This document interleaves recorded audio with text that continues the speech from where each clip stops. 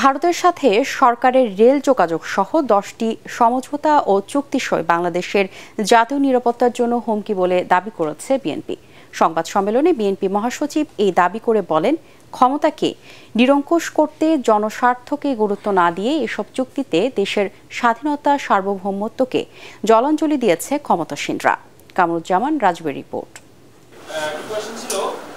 দলীয় চেয়ারপারসনের গুলশান কার্যালয়ে বিএনপি মহাসচিব বলেন, সমঝোতার আড়ালে ভারতের সাথে যেসব চুক্তি হয়েছে তা আওয়ামী লীগের ধারাবাহিক গোলামি চুক্তির নতুন সংস্করণ। কানেক্টিভিটির নামে বাংলাদেশের অভ্যন্তরে ভারতকে যে করিডোর দেওয়া হয়েছে তাতে দেশের সার্বভৌমত্ব ও নিরাপত্তা হুমকির সম্মুখীন হবে।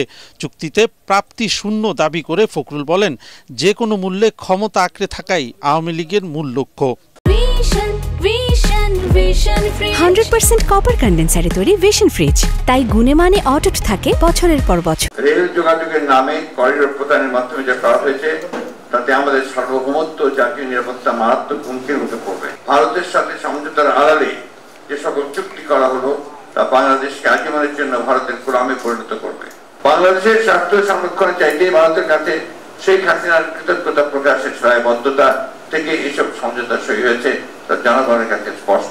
গণবিচ্ছিন্ন সরকার নতজানু পররাষ্ট্রনীতির কারণেই দেশকে গভীর অন্ধকারের দিকে ঠেলে দিয়েছে বলে অভিযোগ করেন ফখরুল। এই অনির্বাচিত সরকার তিস্তা প্রকল্প নিয়ে ভারত ও চীন উভয়ের সাথে লোকাচুরি করছে।